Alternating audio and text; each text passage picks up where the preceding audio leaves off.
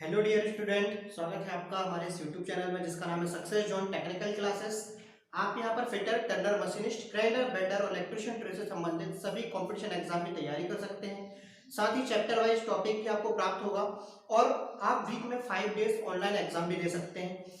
आप online exam देने के लिए आपको डिस्क्रिप्शन बॉक्स में लिंक प्रोवाइड की गई है। आप उस लिंक पर जाकर या फिर टेलीग्राम लिंक भी प्रोवाइड की गई, टेलीग्राम लिंक में जाकर आप टेलीग्राम से जुड़ सकते हैं और ऑनलाइन एग्जाम दे सकते हैं। साथ ही अगर आपको किसी भी टॉपिक में, मैकेनिकल ट्रेड से संबंधित अगर किसी भी टॉपिक में अगर आपको डाउट है तो आप डाउट को टेलीग्राम लिंक पर सेंड करके अपने डाउट्स क्लियर कर सकते हैं।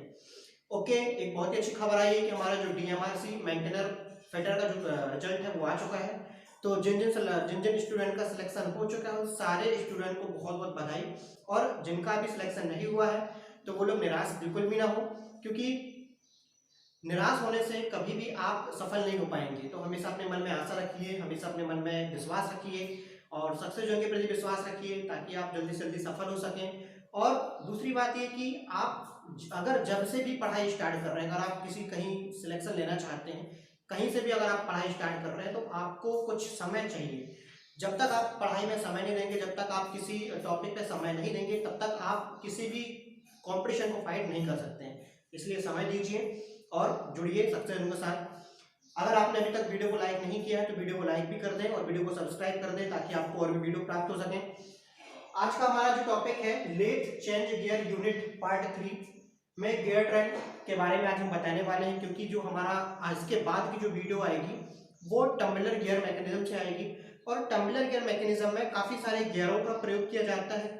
तो कौन कौन से गियर और किस किस तरह से प्रयोग किए जाते हैं उसको जानने के लिए सबसे पहले आपको गियर ट्रेन जानना जरूरी होता है। इसके पहले हमने आपको लेथ मशीन में जो आपका कौन पुली हेड स्टॉक होता है, कौन पुली हेड स्टॉक के बारे में वीडियो में क्लियर किया हुआ कि वो कैसे वर्क करता है। इसके पश्चात कौन पुली हेड स्टॉक के पश्चात बैक गियर मैकेनिज्म को भी समझाया है, जिसकी दोनों की लिंक आपके डिस्क्रिप्शन बॉक्स में दी गई है। अगर आप पार्ट 3 को देख रहे हैं तो इससे पहले आप पार्ट 2 और पार्ट 1 को जरूर वॉच करें, फिर पार्ट 3, पार्ट 4, इस तरह से पार्ट आपका लगभग 5 या 6 पार्ट में आपका चेंज गियर जो यूनिट होती है वो कंप्लीट आपकी हो जाएगी। तो हम शुरुआत करते हैं गियर ट्रेन। गियर ट्रेन में आप जानते हैं कि जो गियर होते हैं, गियर में दांते होते हैं, तो उस गियर में आप देखेंगे कि एक कहीं ना कहीं ड्राइवर होगा, ड्राइवर का मतलब चलाने वाला, और दूसरा होता है ड्रिवन अर्थात चलने वाला। तो एक एग्जांपल ले लेते हैं हम लोग, जैसे हम साइकिल चलाते हैं, साइकिल में जिस जहां पे आप पैडल घुमाते हो तो पैडल घुमाने वाला जो स्प्रोकेट होता है वो एक प्रकार का ड्राइवर होता है, और जो पिछले चाक पे जो आपका स्प्रोकेट लगा हुआ होता है वो आपका एक ड्रिवन होता है। अर्थात एक होता है चालक और एक होता है चलित। चालक को ड्राइवर के नाम से जाना जाता है, चलित को ड्रिवन के नाम से जाना जाता है। तो गियर में एक सबसे बड़ी बात यह है कि जब दो गियर आपस में मैच होकर चलते हैं, जब दो गियर आपस में मैच होकर चलते हैं तो हमेशा दोनों की घूमने की दिशा क्या हो जाती है, विपरीत हो जाती है।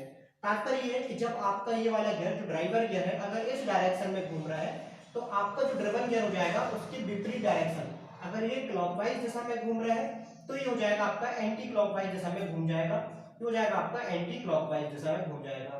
क्यों? क्योंकि जो दांते होते हैं, दांते परस्पर आपस में फंसकर चलते हैं और एक दूसरे को ढकेलते हुए उसको आगे की ओर लेके जाते हैं। इसलिए गियर में जो ड्राइव होती है हमेशा दो गियर को चलाने पर अब हमेशा जो गियर होते हैं आपस में क्या हो जाते हैं, एक दिशा की विपरीत दिशा में घूमने लगता है। एक होता है आपका ड्राइवर और एक होता है ड्रिवन। इन केस हमको क्या होता है कि कभी हमको जिस दिशा में हम लोग ड्राइवर चला रहे हैं उसी दिशा में हमको ड्रिवन की गति भी चाहिए होती है। कहने का तात्पर्य यह है कि अगर आपका ड्राइवर क्लॉकवाइज दिशा में घूम रहा है तो आपको ड्रिवन जो हमारा जरूरी साधन है, जिसको हमको जरूरी पार्ट को घुमाना है, ड्राइवर और जो आपका जरूरी पार्ट है दोनों की घूमने की दिशा अगर आपको सेम रखनी है तो उसके बीच में एक आइडलर गियर लगाया जाता है। ये हमारा एक आइडलर गियर होता है जो कि गियर की प्रोफाइल के समान ही दिखाई देता है। उसमें दांतों की संख्या चाहे जितनी भी हो उससे इसके और इसके वेलोसिटी रेशियो पर कोई भी प्रभाव नहीं पड़ेगा, अर्थात जो वेगानुपात होता है उस वेगानुपात पर कोई भी प्रभाव नहीं पड़ेगा। किसका? आइडलर गियर लगाने का। ये होता है आपका ड्राइवर, हो जाएगा आपका ड्रिवन, और बीच में हम लोग लगा देंगे एक आइडलर गियर। तो यहाँ पे आप लोगों ने कई बार क्वेश्चन पूछा जाता है कि अगर ड्राइवर गियर में दांतों की संख्या इतनी है और वह इतने आरपीएम में घूम रहा है, इसी प्रकार ड्रिवन गियर में दांतों की संख्या इतनी है और वो कितनी आरपीएम में घुमाना चाहेंगे, तो उसके लिए एक वेलोसिटी रेशियो होता है, वेगानुपात का फार्मूला होता है। ये भी काफी इंपोर्टेंट क्वेश्चन है, मैक्सिमम एग्जाम में पूछा जा चुका है, तो आपको यहाँ पे वो चीज में मैं आपको क्लियर कर देता हूँ। तो एक एग्जाम, सबसे पहले तो वेलोसिटी रेशियो का हम लोग फार्मूला देख लेते हैं। फार्मूला आपके सामने यहाँ पे लिखा हुआ है। वेलोसिटी रेशियो का फार्मूला है T1N1 T2 N2। ये गियर के लिए होता है, और पुली के लिए D1N1 D2 N2, ये आपका पुली के लिए होता है। तो यहाँ पे जो T1 होगा वो T1 क्या हो जाएगा आपका ड्राइवर गियर। जो ड्राइवर गियर है, ड्राइवर गियर में दांतों की संख्या जैसे आप देख रहे हैं इसमें 1 2 3 4 5 6 7 8 9 दांतें हैं, तो ड्राइवर गियर में दांतों की संख्या T1 हो जाएगा। और जी कितने आरपीएम में घूम रहा है, मोटर इसको कितने आरपीएम में घुमा रही है, तो वो हो जाएगा हमारा N1, अर्थात ड्राइवर गियर का आरपीएम। यहाँ से कई बार आरपीएम का फुल फॉर्म पूछा जाता है। आरपीएम का फुल फॉर्म होता है रिवॉल्यूशन पर मिनट, ना कि राउंड पर मिनट। कभी भी हमारा जो आरपीएम का फुल फॉर्म होगा रिवॉल्यूशन पर मिनट, तो इसको आप ध्यान से नोट जरूर करें। T2 हमारा हो जाएगा ड्रिवन गियर। ड्रिवन गियर मतलब जो चलित गियर है, जैसे हमारा ये ड्रिवन गियर है, इस ड्रिवन गियर में दांतों की कितनी संख्या है, वो दांतों की संख्या T2 हो जाएगी, और N2 हो जाएगी जितने आरपीएम में इसको घुमाना है ये घूमेगा। तो उसके फार्मूले पे अगर हम लोग आ जाते हैं, तो मैंने यहाँ पे एक क्वेश्चन नोट किया हुआ है, आप क्वेश्चन को देखेंगे। यदि ड्राइवर गियर, ये ड्राइवर गियर में दांतों की संख्या कितनी है 40 है। हम मान लेते हैं कि ड्राइवर गियर में दांतों की संख्या कितनी है 40 है, और वह 200 आरपीएम अर्थात 200 चक्कर प्रति मिनट घूम रहा है। एक मिनट में 200 चक्कर घूम रहा है। उससे मैच होने वाला जो गियर है ड्रिवन गियर, इस ड्रिवन गियर में दांतों की संख्या 80 है, तो ड्रिवन गियर का आरपीएम ज्ञात करो। तो यहाँ पे सबसे पहली बात ये कि जब ड्राइवर गियर में दांतों की संख्या 40 है, मतलब ये गियर आपका छोटा हो जाएगा, और ड्रिवन गियर में दांतों की संख्या 80 है, मतलब ये गियर आपका बड़ा हो जाएगा, जैसा कि मैंने आपको फिगर में दिखाया हुआ है। अब आप यहाँ पे फार्मूले पे जैसे हम लोग मान रखेंगे, तो उससे पहले मैं आपको एक छोटी सी चीज क्लियर कर देता हूँ। मैंने इसके पहले वाली वीडियो में भी आपको क्लियर किया हुआ है। जैसे कि अगर आपका एक छोटी ड्राइवर होता है और एक बड़ा आपका ड्रिवन होता है, हम एक मान के चल लेते हैं कि अगर ये इसका जो सर्कमफेरेंस है वो 25 है, और इसका कंटिन्यूअस सर्कमफेरेंस कितना है 100 है, तो इसको हम लोग कितने चतुर्थांश में डिवाइड करते हैं 4, 25 25 25 और ये 25। तो ये 25 25 करके जब तक 4 बार घूमेगा, तब जाके ये कितने बार घूमेगा, एक बार। हमेशा कहने का तात्पर्य कि अगर ड्रिवन गियर, ड्राइवर गियर अगर आपका छोटा है, ड्रिवन गियर बड़ा है, तो मतलब ये है कि आपको स्पीड कम कर रही है, स्पीड क्या हो रही है, डिक्रीज हो रही है। यदि ड्राइवर गियर आपका बड़ा है और ड्रिवन गियर आपका छोटा है, तो मतलब आपकी जो स्पीड हो जाएगी वो क्या हो जाएगी, इंक्रीज हो जाएगी। एग्जाम्पल के रूप में जैसे आप साइकिल चलाते हैं, साइकिल में जिसमें आप पैडल घुमाते हैं, पैडल वाला जो स्प्रॉकेट होता है वो बड़ा होता है, तो उसको हम लोग कम मूवमेंट करते हैं, जबकि चेन में जो होता है, जो पिछले चाक में जो स्प्रॉकेट होता है, उसमें दांतों की संख्या कम होती है, मतलब वो छोटा होता है, तो ज्यादा तेज गति से घूमता है। तो यहाँ पे हम लोग वही चीज निकाल रहे हैं। अब आप देखेंगे कि जो ड्राइवर गियर में दांतों की संख्या 40 है, तो हमारा जो T1 है वो कितना हो जाएगा, 40 हो जाएगा। वह आरपीएम कितने में घूम रहा है, 200, तो N1 हमारा कितना हो जाएगा, 200 हो जाएगा। इसी प्रकार से ड्रिवन गियर अर्थात T2 में दांतों की संख्या कितनी है, 80 है, और वह कितने आरपीएम में घूम रहा है, तो वह हमको ज्ञात करना है। फार्मूला देखते हैं, T1 बराबर T1 इंटू N2 बराबर T2 इंटू N1। तो यहाँ पे हम लिख सकते हैं T1 upon T2 is equal N2 upon N1, ऐसा लिख सकते हैं। जब हम इसको सॉल्व करेंगे, तो आप देख रहे हैं T1 में दांतों की संख्या 40, T2 में दांतों की संख्या ज्ञात करना है, माना कि x है, ठीक है। T2 में एक्चुअली दांतों की संख्या दी हुई है, T2 में दांतों की संख्या कितनी है आपकी, 80 है। N1 हमारा कितना है, N1 हमारा 200 है, और हमको N2 क्या करना है, ज्ञात करना है, तो ये हमारा हो जाएगा 200। अब आप इसको जब सॉल्यूशन करेंगे, तो 0 से 0 आपका ये इस तरह से कैंसिल हो जाएगा आपका। अगर हम यहाँ पे और काटना चाहें, तो जैसे 4 दूनी 8 और 4 पंजे 20 में आपका ये कट जाएगा, 2 एकम 2, 2 20 हम 40 में आपका ये कट जाएगा। x बराबर कितना हो जाएगा आपका 100 आरपीएम। x का मान कितना जाएगा आपका 100 आरपीएम।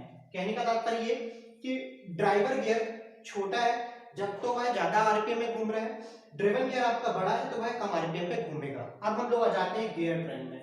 गियर ट्रेन क्या होता है कि जहां पे गियर आपस में मैच होकर चलते हैं और पावर को ट्रांसमिट करते हैं, उसे हम लोग गियर ट्रेन का नाम देते हैं। जैसे कि आपने लेथ मशीन में पढ़ा होगा कि लेथ मशीन में जो टम्बलर गियर यूनिट होती है वो एक प्रकार की गियर ट्रेन ही कहलाती है।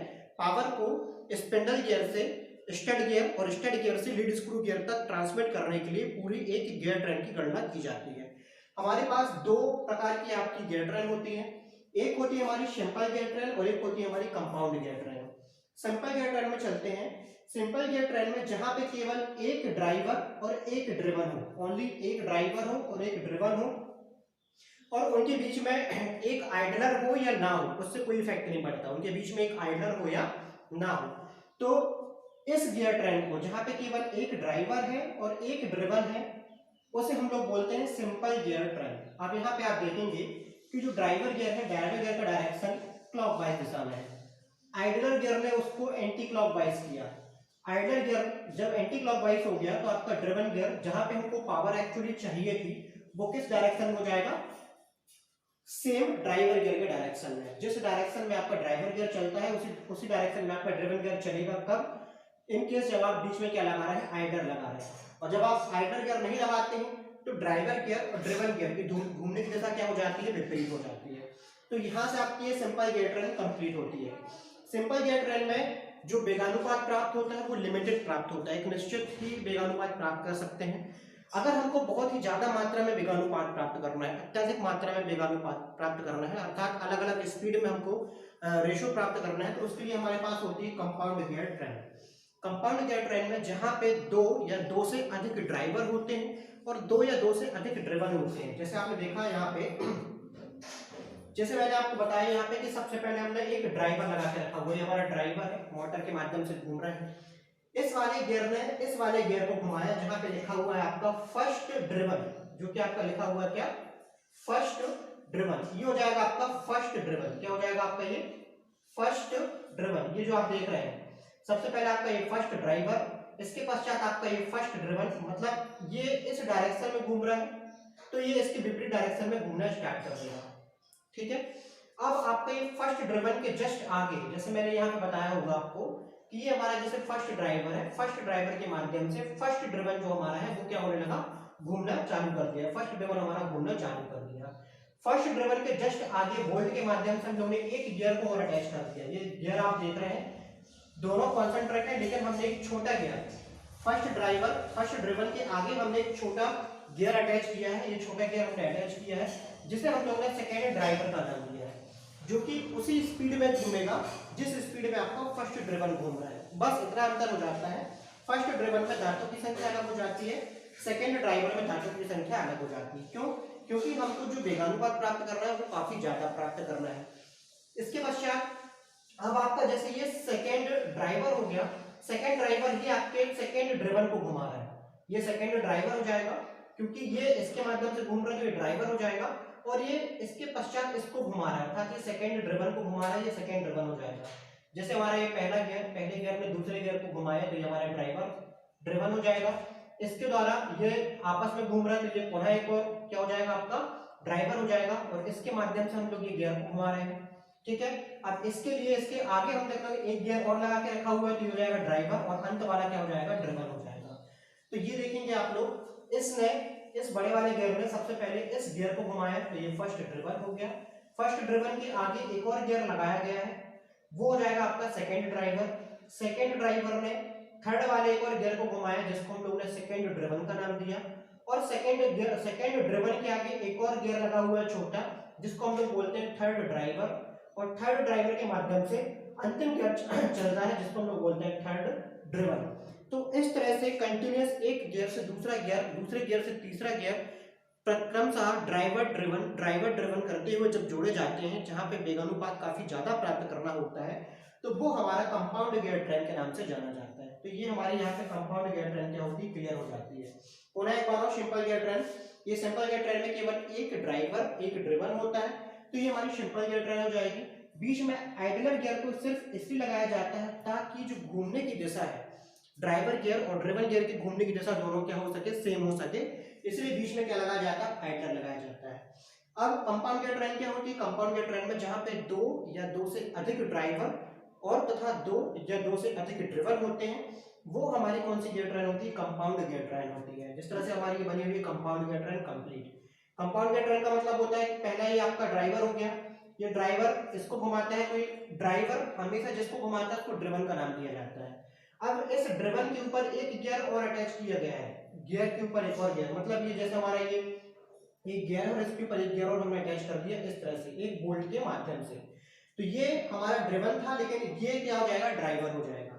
ये हमारा क्या था, ये हमारा ड्रिवन था और ये हमारा क्या हो जाएगा, ड्राइवर हो जाएगा। अब इसके माध्यम से हम लोग एक और गियर अटैच करते हैं, तो ये हमारा क्या हो जाएगा, ड्रिवन हो जाएगा और इसके आगे एक और गियर लगाते हैं तो ये हो जाएगा हमारा ड्राइवर। इस तरह से क्रमशः क्या होते हैं, एक से दूसरा, दूसरे से तीसरा, तीसरे से चौथा अटैच होकर चलते रहते हैं। एग्जांपल के रूप में सबसे अच्छा एग्जांपल बता दे रहा हूँ, जो आपकी वॉच होती है, घड़ी जो होती है, घड़ी में कंपाउंड गियर ट्रेन का मैक्सिमम प्रयोग किया जाता है। जो घड़ियां होती हैं, छोटी घड़ी हो चाहे वॉल घड़ी हो, दोनों में ही कंपाउंड गियर ट्रेन का प्रयोग किया जाता है।